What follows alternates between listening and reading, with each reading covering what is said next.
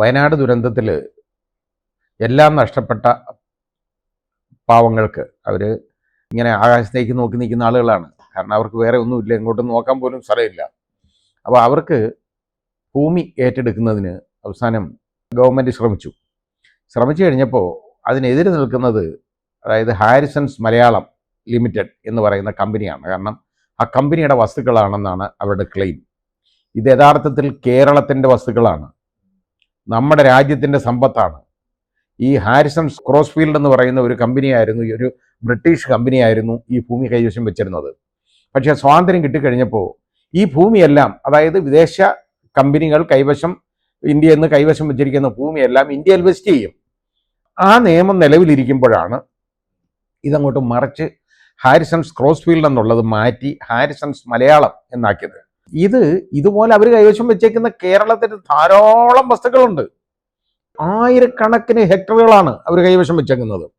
ഇവർക്ക് ഇതിനുള്ള അവകാശം എന്താണെന്ന് തിരിച്ചറിയണം. ഇവിടെ പാവങ്ങൾ തല ചായ്ക്കാൻ ഒരു കൂര കെട്ടാൻ സ്ഥലമില്ലാതെ ഓടി നടന്ന് ഉഴലുമ്പോൾ ആണ് ഇതേപോലുള്ള വിദേശ കുത്തക കമ്പനികൾ ഇതേപോലെ കൊണ്ടുവന്നിട്ട് അത്രത്തോളം വസ്തുക്കൾ കൈയാളുന്നത്. യുവമാർ തോന്നിവാസം പോലെ ഇത് മറച്ചു വിൽക്കുന്നു, ഇഷ്ടമുള്ളവർക്ക് കൊടുക്കുന്നു, അതെല്ലാം ചെയ്യുന്നുണ്ട്. അത് ഇവിടെ നിന്നല്ല, നമുക്ക് വേറെയും കാണാനുണ്ട് കേട്ടോ. ടാറ്റയുടെ യഥാർത്ഥത്തിൽ ടാറ്റ ടീ അവർ കൈവശം വെച്ചേക്കുന്ന ഭൂമി ഇതുപോലുള്ളതുണ്ട്. മൂന്നാർ ദേവികുളം മുഴുവൻ അവരുടെ അല്ലേ.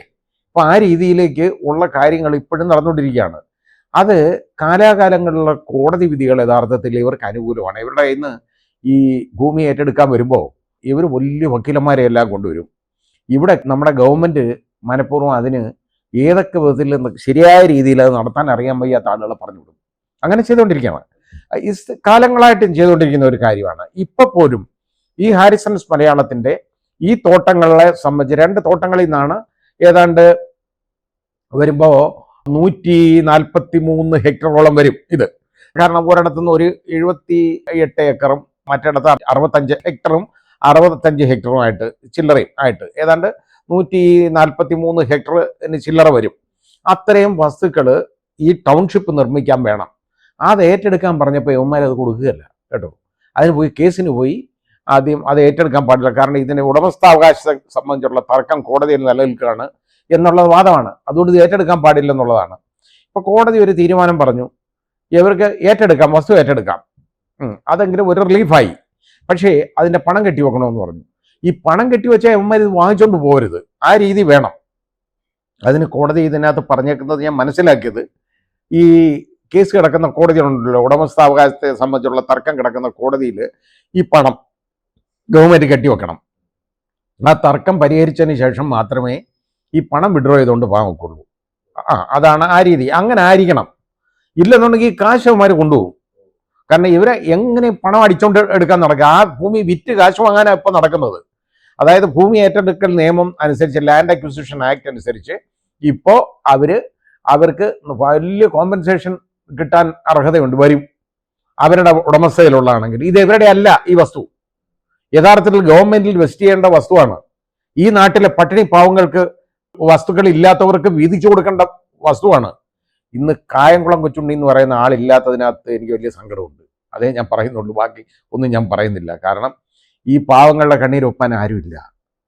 കാരണം ഈ വസ്തു ഇല്ല, ഇവിടെ അത്രത്തോളം സൂചി കുത്താൻ ഇവിടെ സ്ഥലമില്ല. അങ്ങനെയുള്ളപ്പോഴാണ് ഇതേപോലെ ഈ കുത്തക കമ്പനികൾ അവർ ലക്ഷക്കണക്കിന് ഏക്കർ വസ്തു അവരുടെ കൈവശം വെച്ച് അനുഭവിക്കുന്നത്, തോന്നിവാസം പോലെ ഇടപെടുന്നത്. ഇപ്പോൾ യഥാർത്ഥത്തിൽ ഈ വസ്തു ഏറ്റെടുക്കാനെങ്കിലും ഒരു പെർമിഷൻ കിട്ടിയത് വലിയ കാര്യം. പക്ഷെ അവർക്ക് പണം കൊടുക്കണമെന്ന് പറഞ്ഞത് മാത്രം എനിക്ക് ദഹിക്കുന്നില്ല. പിന്നെ അത് ഏതായാലും ഉടമസ്ഥാവകാശത്തെ സംബന്ധിച്ചുള്ള തർക്കമുള്ളപ്പോൾ അതിലൊരു തീരുമാനം പറ്റത്തില്ല. കാരണം ഈ കെട്ടിവെക്കുന്ന പണം, ഇവർ കൊടുക്കുന്ന പണം കോടതി കെട്ടിവെക്കാനേ പാടുള്ളൂ. അത് കോടതിയുടെ അന്തിമമായിട്ടുള്ള വിധി, അതായത് സുപ്രീം കോടതിയിൽ നിന്നും ആ വിധി വന്നതിന് ശേഷം മാത്രമേ ഇവർക്കിത് തിരിച്ചു കൊടുക്കാൻ പാടുള്ളൂ. അവർ കൊണ്ടെന്ന് കണ്ടാൽ. അല്ലാതെ ഇത് കൊടുക്കരുത്, ആ പണം സൂക്ഷിക്കണം.